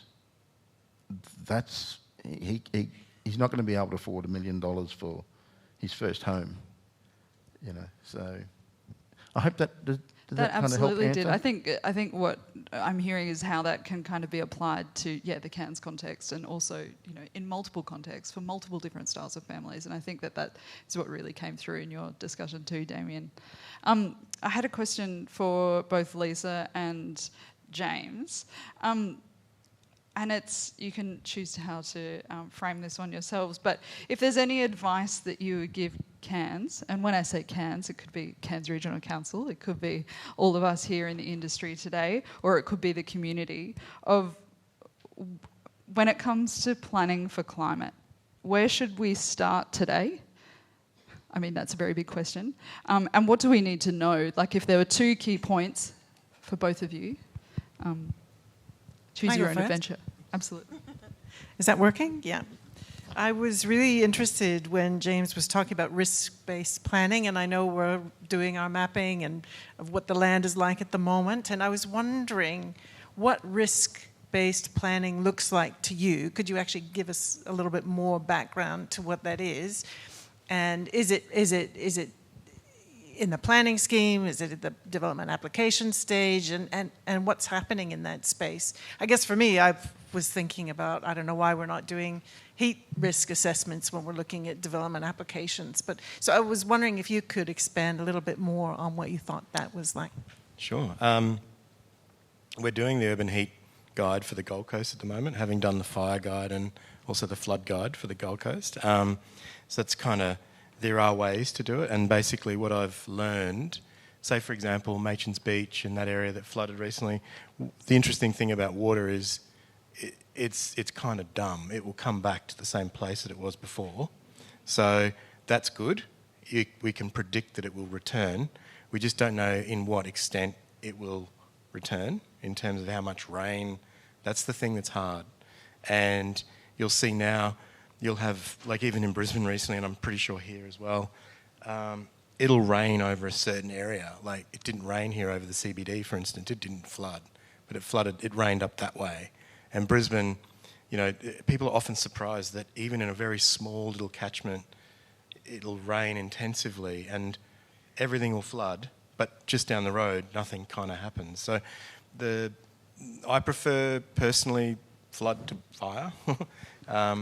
Fire's harder to predict, but there are good models out there, and we've worked on a couple of guides with the CSIRO, obviously out of Victoria. They're the best at doing this kind of stuff. But in terms of risk-based planning for Cairns, I'll stick to the flood stuff because obviously it is easier to predict. So interestingly, the Sunshine Coast has taken a very different approach to Gold Coast. They are looking to be a little more nuanced by location, and I think that means large open areas are used for flood storage, they call it, so where water can actually go. You don't want to build there, and if you do build there because you're allowed to build there, you have to build in this particular way. Whereas other areas that are more sort of closer to the coast, they're more urban. The idea there is to actually, like Damian's work struck me immediately because leaving room for water is so appropriate setbacks. But what do you do when you've got a situation where the road is higher than the backyards a lot of the time? And that's generally where all the stormwater pipes are, and they're generally the things that fill up quickly in these events that then flood everything else, and then you get the insurers fighting you as to you were stormwater flooded versus sort of riverine flooded, and so there's complications there, but the solutions are like well known now. So I think it's just about the fix is planning, no doubt, because poor planning shows bad results, good planning shows good results. That's how I sort of see it. Yeah.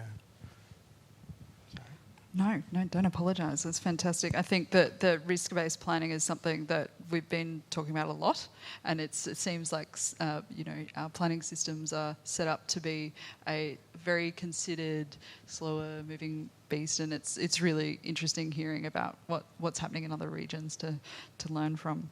I have a few questions on Slido here. One for Damian. So Cairns. This comes from a question around parking, which I feel like, as you said, the low-hanging fruit often is actually what dictates a lot in design. Could you talk to how, as a city in Cairns, we rely a lot on cars? I know Adelaide's very similar. What challenges you found in terms of parking if you've got one car and now we're talking about potentially three? We found all the challenges with car parking because it is the one constant that people can lean on and point to, saying this can never work because we already don't have enough room for cars, and that's always going to be the case because most suburbs were built long before we had the types of car ownership that we have now. And it's always useful to talk about Rose Park that I had at the beginning. That was established in horse and carriage days. And so in terms of talking to people about it, whether they be from council or government or the public, I often talk about, we won't solve the car problem. It wasn't so long ago we were talking about, in a couple of years we'll be able to dial up a driverless car on our phone and we won't need cars anymore, and that kind of idea came and went. So we're always going to be outpaced by cars. At the same time, one of the very earliest pieces of advice I got on this during the PhD, actually, I met with someone from council, and she said, look, it seems to be a fine idea, but if you go in saying we won't worry about cars, you'll never get anywhere. No one's going to take you seriously. You're going to have to get cars in there. So we went through most of the planning policy with a principle of one car for every dwelling. And we were able to mount a pretty successful argument by, people were saying, but you've got three things here, that's going to be, 6 cars or 9 cars or whatever it is. And you'd point out that, look, if you check the number of bedrooms, which is why you might have seen on the slides, I had the number of cars and the number of bedrooms next to each other. So things like 3 cars for 4 bedrooms. So we often have a discussion about, you've got to remember there are only 4 bedrooms across this. And if someone did a 4-bedroom home application, we wouldn't be asking them for 6 cars, we'd be asking them for 2 in these areas. And we're actually asking for 3. So we could argue that we're actually asking for an over-provision.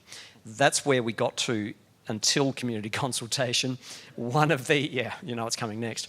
One of the dispensations, one of the allowances we made when we tweaked it was that if someone does do a 3-bedroom home, they will have to do 2 cars.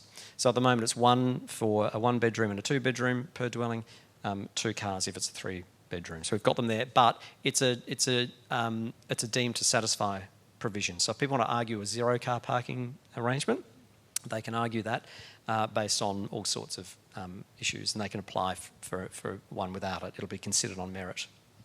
Yeah, fantastic. That's really useful to understand. I think as designers, it's you know, in the glamorous design world, it's actually that a lot of design actually starts with car parking. Unfortunately, it's quite full on how much it dictates it. So yeah. Just very quickly, one thing that we did do, we convinced people that it was okay to have stacked car parking. So in that landlocked example I showed you, it's just got the one driveway off the street, 2 dwellings, we had 2 car parks, but they were stacked. And then the argument we make there is, look, we've been doing this for generations in share houses. It's, you know, can you move your car? I've got to go out. It's not great. It's not an ideal solution, but it is not a trump card that should beat the housing necessity. Yeah, fantastic. Look, I think we've got time for one more question before we have a little break. And I think this is for everyone, if you want to just quickly touch on this one. A lot of what we heard is also about changing our perception around housing. I think both of you are really setting out some big challenges for how we even conceive what housing is, what it is on a lot, and how we live in it, and we think about resilience. How do we change people's perception, and whose role is it? One thing that I've often wondered, mainly because I do spend a bit of time living in very dense located in Seville in Spain, every year we go, I've often wondered if the Australian society and culture is actually ready for density. It's kind of like I hear the stories, even in a taxi this morning coming from the airport, taxi driver was complaining that his kids have all moved out and none of them want to talk to him and they don't really like him, and so then he heads off to Bali every so often, and it just went on and on. Anyway, but it does cross my mind, like, because one of the solutions that I think for urban environments is medium density, done well, obviously. But then I also think, like, my dad who's 80, he lives with us. I've got 5 kids. Like, we're all packed in there. But realistically, culturally, that's okay, because my wife has come from a culture where that is just done. They don't really like old people's homes and chucking old people in,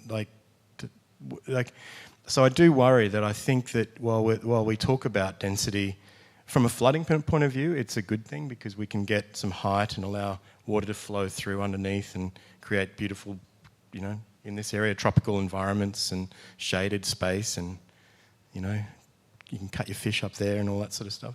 And then down in Brisbane, similar kind of thing, beautiful subtropical, you know, figs and blah, blah, blah, blah, blah. But above that, I do wonder whether we're mature enough or even we even like people that much. Like, I mean, it's something, right? I have to be honest. So we can design something that looks amazing, but really, do we really want to live that way? And I think we've got this attachment to the detached. When I was running the design unit for the Aboriginal housing program back in the late 90s, one of the things I said to my team was, don't put in front of me a design that you're not prepared to live in. And I think one of my big worries about the future of particularly social housing is that the humanness has been reduced to numbers that politicians can use in Parliament. And I was working on a project last year, and it was for 6 units with some common space on the ground. And then after doing the first design, they went, oh no, we want the yield, as they call it. We want the yield to go up to 8 units. And I'm going, but then we lose all that, you know, we lose any green space, and, you know, I could barely get small pop-up garden sheds into what little bit of land was left. And then I'm left going, first of all, I'm starting to move into that realm of designing something that I would not be prepared to live in, which was the first problem that I had. but then, yeah, it's just like going back to the old days where when we were given a floor area to work for, that was kind of like almost a minimum. And now when you get a floor area to work to Queensland Government guidelines, it's a maximum. And those maximum numbers are a lot less than they were 30 years ago when I was working. So I fear a bit for the future of housing in regards to the humanness of it.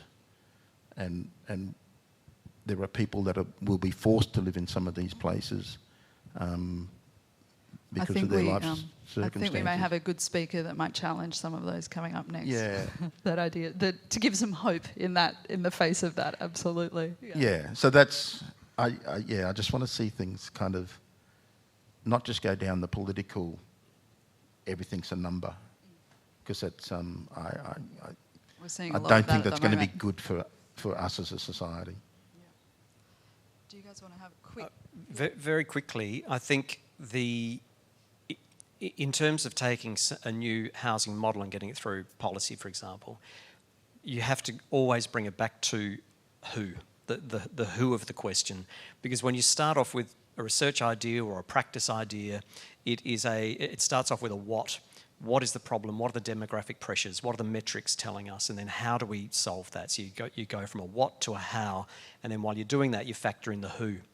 Who is it for? Who might it work for? Andrew gave a fantastic example, a personal story of how my stuff might work for you. And James mentioned about his multi-generational living.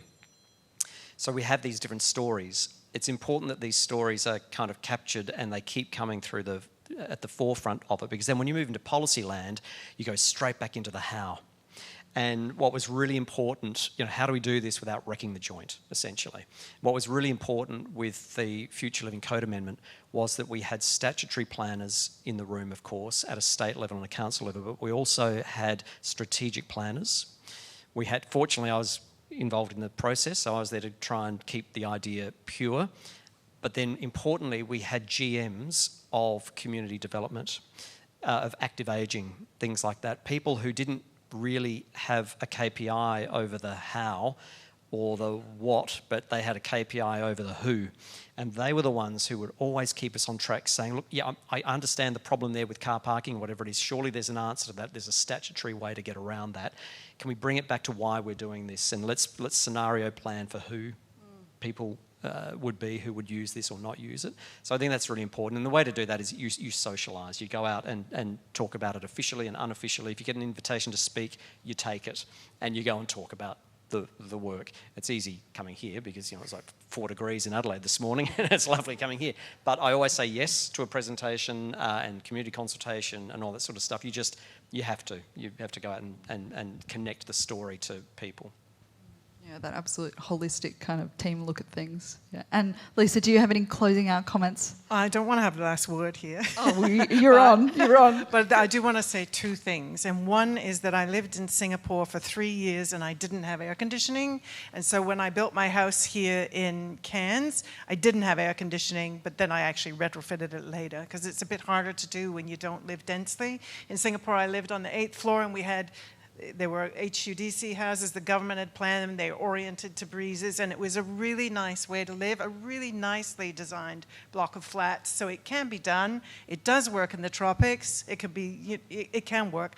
And then the other thing I would say is, let's not forget to not just look at Brisbane or Adelaide, that we should look at Darwin. Darwin has a really intensely different kind of feel of density, and I think there's inspiration that we can get from other places that are also struggling with humidity and heat. And that's it. That's a fantastic note to end on. All right, we now have a break until about 3 o'clock. There is some food around, or there should be some food around. The bar is open. Get up, have a stretch. And, oh yes, there is food over here. So help yourselves and we'll be right back.